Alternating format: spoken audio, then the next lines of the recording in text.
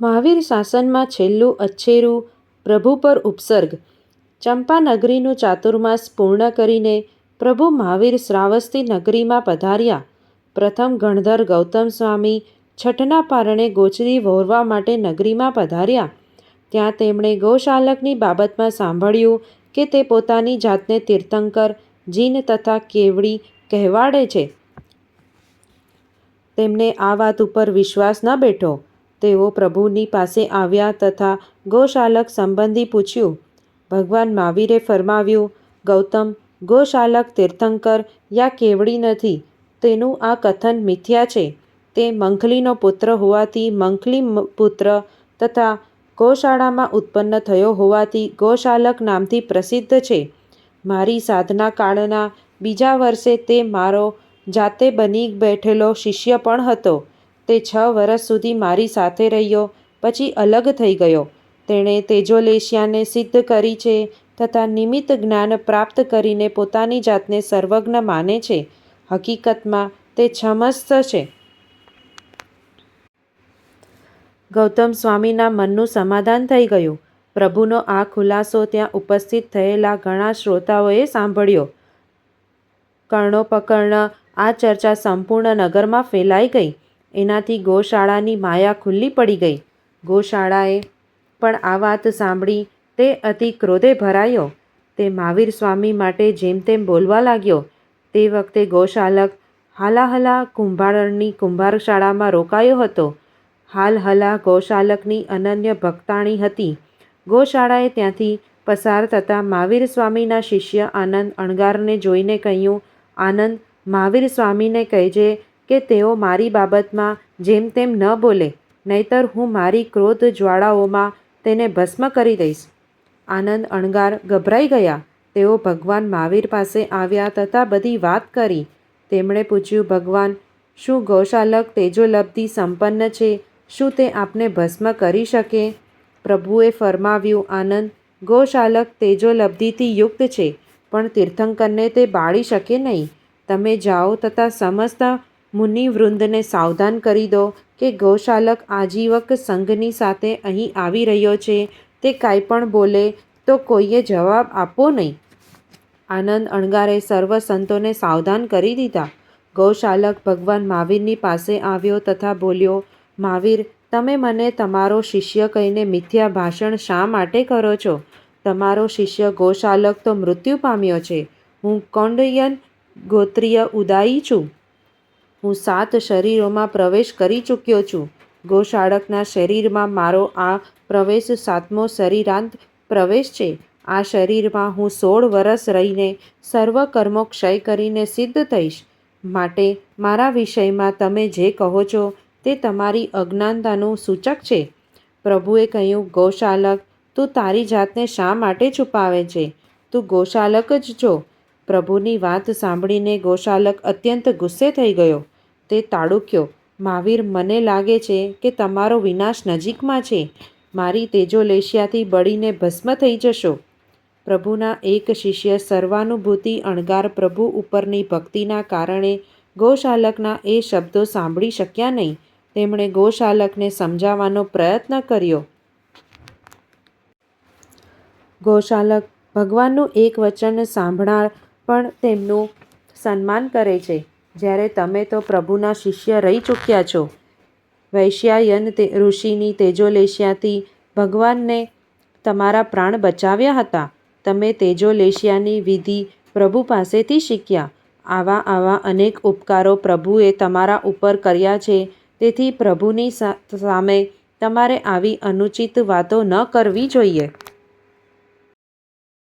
સર્વાનુભૂતિ અણગારની સમ્યક શિખામણ ગોશાળાને અવળી ઉતરી. તે ક્રોધના આવેશમાં આવીને તેમના ઉપર તેજોલેશ્યા છોડી. જરાવારમાં તે મુનિ સ્વર્ગવાસ પામ્યા. સુનક્ષત્ર મુનિ ગોશાલકની આ ક્રૂરતા જોઈ ન શક્યા. તેઓ આગળ આવ્યા તથા ગોશાલકને સમજાવવા લાગ્યા, પણ ગોશાળાએ તેમને પણ તેજોલેશ્યાથી બાળી નાખ્યા. ધન્ય સુનક્ષત્ર મુનિવર, સર્વાનુભૂતિ અણગાર, આરાધિક હુઈને ગયા દેવલોક મોઝાર. ચવી મુક્તે જાશે સિંહ મુનીશ્વર સાર, બીજા પણ મુનિવર ભગવતીમાં અધિકાર. 2 મુનિઓને બાળ્યા પછી ગોશાળાનો અહંકાર વધી ગયો. તે મહાવીર સ્વામીને અપશબ્દો બોલવા લાગ્યો. પ્રભુએ સહજતાથી તેને કહ્યું, ગોશાલક, તમારું આ અનાર્ય કર્મ એ બતાવે છે કે તમે વિતરાગ નથી, તીર્થંકર નથી, ક્રોધ કરીને ભારે કર્મી બની રહ્યા છો. પણ પંચતંત્રમાં આવેલ શ્લોક સાચો પડ્યો. ઉપદેશો હિ મૂર્ખાણામ પ્રકોપાય ન શાંતયે પયપાનમ ભુજડાના કેવલમ વિષવર્ધનમ. અર્થાત સર્પોને દૂધ પીવડાવવાથી માત્ર તેનું ઝેર વધે છે, તેમ મૂર્ખાઓને, અજ્ઞાનીઓને ઉપદેશ તેમને ક્રોધી કરાવે છે, પણ શાંત કરાવતું નથી. ગોશાલક ક્રોધથી ધુઆપુઆ થઈ ગયો. તે 7-8 ડગલા પાછળ હટ્યો તથા બધી શક્તિ એકત્ર કરીને પ્રભુ ઉપર તેજોલેશિયા છોડી. સર્વત્ર હાહાકાર વ્યાપી ગયો. સર્વે સંતો સ્તબ્ધ થઈ ગયા. અગ્નિની જ્વાળાઓ પ્રભુને પ્રદક્ષિણા આપીને ગોશાળાના શરીરમાં પ્રવેશી ગઈ. કહ્યું છે ને કે હાથના કર્યા હૈયે વાગ્યા. પ્રભુને એ જ દશામાં જોઈને ગોશાલક ઝંખવાણો પડી ગયો. છતાં મિયાભાઈ પડે તોય ટંગડી ઊંચે રાખે એ ન્યાયે બોલ્યો, મહાવીર, તમે મારી લબ્ધિથી મૃતપાય બની ગયા છો. દાહજ્વરથી માત્ર 6 મહિનામાં સમસ્ત અવસ્થામાં જ મૃત્યુ પામશો. ભગવાને કહ્યું, ગોશાલક, મારું આયુષ્ય તો હજી 16 વર્ષ બાકી છે, પણ તું પોતાની લબ્ધિથી પીડિત થઈને 7મા દિવસે મૃત્યુ પામીશ, માટે તારું સુધારી લેજે. પછી પ્રભુએ સંતોને કહ્યું, હવે ગોશાલક શક્તિહીન થઈ ગયો છે, તમે તેને પ્રશ્નોત્તર કરી શકો છો. સાધુઓએ ગોશાલકને કેટલાક પ્રશ્નો કર્યા, પરંતુ તે કોઈના જવાબ આપી શક્યો નહીં. તે પ્રભુની પાસે રહી ન શક્યો, પોતાના ઉતારા તરફ રવાના થયો. ગોશાલકની સાથે આવેલા તેના અનેક શિષ્યો તથા શ્રાવકો પ્રભુ મહાવીરના ધર્મશાસનમાં સંમલિત થઈ ગયા. ગોશાલકની આ ભયંકર હાર હતી. તેનો સંપ્રદાય હલી ગયો.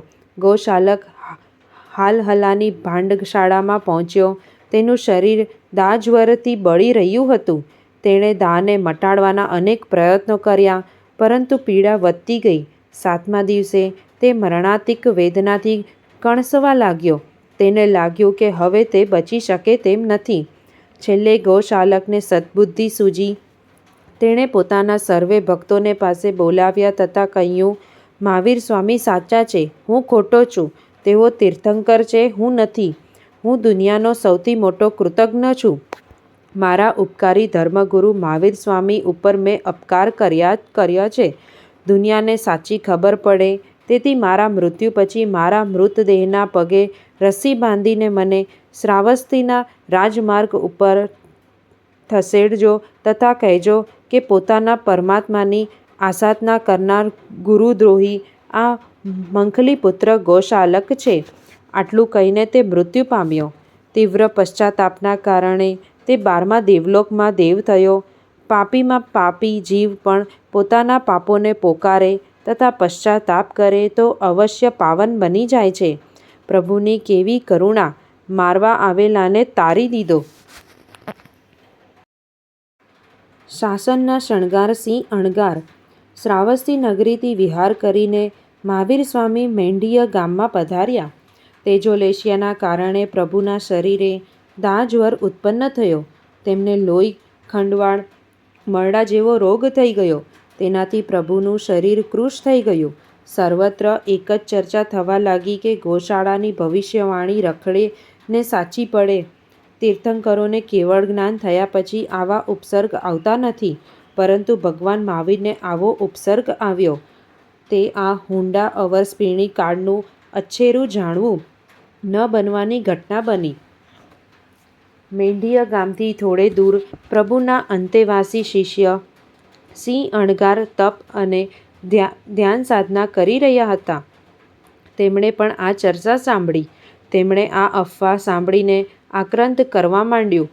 પ્રભુ ઉપરની અનન્ય ભક્તિના કારણે જ તો. પ્રભુએ જ્ઞાનના બળે સિંહ અણગારની દયનીય દશા જાણી તથા એક મુનિને તેમની પાસે મોકલીને પોતાની પાસે બોલાવ્યા. પ્રભુએ તેમને કહ્યું, સિંહ, તમે ખેદ ન કરો, પણ નિશ્ચિત થઈ જાઓ, કેમ કે હું 16 વર્ષ સુધી રહેવાનો છું. સિંહ અણગાર પ્રસન્ન થઈ ગયા તથા પ્રભુને પ્રાર્થના કરી, ભગવાન, આપનું સ્વાસ્થ્ય ક્ષીણ થઈ રહ્યું છે. આપ આજ્ઞા આપો તો હું નિર્દોષ ઔષધ લઈ આવું. ભગવાને કહ્યું, સિંહ, મેંઢીય ગામમાં રેવતી શ્રમણોઈ પાસિકા રહે છે. તમે તેના ઘરે જાઓ. તેમણે 2 પ્રકારના પાક તૈયાર કર્યા છે. તેમાં કોળા પાક મારા માટે બનાવ્યો છે તથા બિજોરા પાક પોતાના ઘર માટે બનાવ્યો છે. તમે તે બિજોરા પાક વહોરી આવો. સિંહ અણગાર ખુશ થતા રેવતીના ઘરે વહોરાવા પધાર્યા. રેવતીએ આગમનનું કારણ પૂછ્યું. મુનિએ કારણ બતાવ્યું. રેવતીએ કોળા પાક વહોરાવાની તૈયારી કરી, પરંતુ સિંહ અણગારે કહ્યું, ભદ્રે, મુનિ સદોષ ભિક્ષા ગ્રહણ નથી કરતા. તમે આ પાક ભગવાનના નિમિત્તે બનાવ્યો છે, તેથી તે કલ્પે નહીં. રેવતી આશ્ચર્યચકિત થઈ ગઈ. તેણે પૂછ્યું, મુનિવર, આપને કેવી રીતે ખ્યાલ આવ્યો? સિંહ અણગારે કહ્યું, ભગવાન મહાવીરે મને જણાવ્યું હતું, પ્રભુથી કંઈ અછાનું નથી. રેવતીએ પ્રભુની સર્વજ્ઞતાને મનોમન વંદન કર્યા તથા ઉત્કૃષ્ટ ભાવથી બરણીમાં બચેલો થોડો બિજોરા પાક વહોરાવ્યો. એ સુપાત્ર દાનના પ્રભાવથી રેવતીએ તીર્થંકર નામ કર્મ બાંધ્યું. સિંહ અણગાર બિજોરા પાક વહોરીને પ્રભુની પાસે આવ્યા. પ્રભુએ તે ગ્રહણ કર્યું. પ્રભુ સ્વસ્થ થઈ ગયા. 6 મહિનાની કૃશતા પછી પ્રભુનું શરીર ધીમે ધીમે પુષ્ટ થઈ ગયું. સમગ્ર ચતુર્વિધ સંઘમાં આનંદનું મોજું ફેલાઈ ગયું. ભગવતી વ્યાખ્યા પ્રજ્ઞપ્તિ સૂત્રમાં આ અધિકાર વિસ્તારથી વર્ણવેલ છે. ગોશાલકનો આત્મા ચારે ગતિના અસંખ્ય ભવો કરીને છેલ્લે મહાવિદ્ય ક્ષેત્રમાં કેવળ જ્ઞાન પ્રાપ્ત કરશે, ત્યારે પ્રથમ દેશનામાં કહેશે કે ગુરુની આસાધના કદી કરશો નહીં, ગુરુદ્રોહી થશો નહીં. ઋણાનુબંધ તથા વેરાણુબંધ. ભગવાન મહાવીર એક ગામમાં પધાર્યા. પ્રભુએ ગૌતમ સ્વામીને કહ્યું, ગૌતમ, અહીંથી થોડે દૂર એક ખેડૂત ખેતરમાં હળ ખેડે છે, ત્યાં જઈને તેને બોધ પમાડો. ગૌતમ સ્વામી તે જ વખતે વિહાર કરીને તે ખેડૂતની પાસે પહોંચ્યા. તેમને દેખતા જ તે ખેડૂતે હળ હાંકવાના બંધ કર્યા તથા ગૌતમ સ્વામીને પ્રેમથી જોવા લાગ્યો. તેણે પૂછ્યું, ભગવાન, આપ કોણ છો? ગૌતમ સ્વામીએ કહ્યું, હું સાધુ છું. ગૌતમ સ્વામીએ તેને અહિંસા ધર્મનો ઉપદેશ આપીને પ્રતિબોધ પમાડ્યો. તે મુનિ બનવા તૈયાર થઈ ગયો. ગૌતમ સ્વામીએ તેને દીક્ષા આપી. બંને વિહાર કરીને આગળ ચાલ્યા. તે નવા બનેલા મુનિએ ગૌતમ સ્વામીને પૂછ્યું, ભંતે, આપણે ક્યાં જઈએ છીએ? ગૌતમ સ્વામીએ કહ્યું, મારા ગુરુ ભગવંતની પાસે. શું આપના પણ ગુરુ છે? તેણે પૂછ્યું. દેવાનુપ્રિય, મારા ગુરુ તીર્થંકર પરમાત્મા શ્રી મહાવીર સ્વામી છે. તે નવદીક્ષિત સાધુ પ્રભુના દર્શન કરવા માટે ખૂબ ઉત્સુક બન્યા. જરા વારમાં તેઓ પ્રભુની પાસે પહોંચી આવ્યા. પ્રભુને દૂરથી જોઈને તે શંકા તથા ભયથી ધ્રુજવા લાગ્યો. તેણે ગૌતમ સ્વામીને પૂછ્યું, આ કોણ છે? ગૌતમ સ્વામીએ કહ્યું, મારા ગુરુ છે. તે ખેડૂત મુનિ બોલ્યા, જો આ આપના ગુરુ હોય તો મારે અહીં નથી રહેવું, હું આ ચાલ્યો. આમ કહીને તે મુનિ વેશ ઉતારીને રવાના થઈ ગયો. ગૌતમ સ્વામી સ્તબ્ધ થઈ ગયા. તેમણે ભગવાનને આનું કારણ પૂછ્યું. ભગવાને કહ્યું, ગૌતમ, ત્રિપૃષ્ઠ વાસુદેવના ભવમાં મેં જે સિંહને માર્યો હતો તેનો જીવ આ ખેડૂત બન્યો છે. તે વખતની મારી આ ક્રૂરતાથી તે આજ સુધી ભયભીત છે. તે ભવમાં તમે મારા રથના સારથી હતા. જ્યારે તે સિંહ છેલ્લા શ્વાસ લઈ રહ્યો હતો ત્યારે તમે તેને આશ્વાસન આપ્યું હતું, તેથી તેને તમારા ઉપર સદ્ભાવ છે. ગૌતમ સ્વામીએ ફરીને પૂછ્યું, ભગવાન, આપ પહેલેથી જાણતા હતા કે તે દીક્ષા છોડી દેવાનો છે, તો તેને પ્રતિબોધ પમાડવા માટે મને કેમ મોકલ્યો? પ્રભુએ કહ્યું, ગૌતમ, તમારા પ્રતિબોધથી તે શંકિત પામી ગયો. હવે તે ફરીને જલ્દી ધર્મ પામશે તથા મોક્ષગામી બનશે. આ પ્રસંગ ઉપરથી ખ્યાલ આવે છે કે ઋણાનુબંધ અને વેરાણુબંધ કેવો ભાગ ભજવે છે. પ્રભુ કેવા કરુણાના સાગર! આવા કેટલાય જીવોનો તેમણે ઉદ્ધાર કર્યો. આચાર્ય કેશી અને ગણધર ગૌતમ. પાર્શ્વનાથ પ્રભુની પરંપરાના 3 જ્ઞાની આચાર્ય કેશી સ્વામી તથા મહાવીર સ્વામીના પ્રથમ ગણધર ગૌતમ સ્વામી એકદા શ્રાવસ્તી નગરીમાં ભેગા થયા. બંનેના 500 શિષ્યો સાથે હતા. તેમના વચ્ચે જ્ઞાન ચર્ચા થઈ. તેનાથી સંતુષ્ટ થઈને આખરે કેશી સ્વામી શિષ્ય પરિવાર સાથે ભગવાન મહાવીરના શાસનમાં ભળી ગયા. તેમનું વિસ્તારથી વર્ણન શ્રી ઉત્તરાધ્યાયન સૂત્રના 33મા અધ્યાયમાં વર્ણવવામાં આવ્યું છે. જય જિનેન્દ્ર.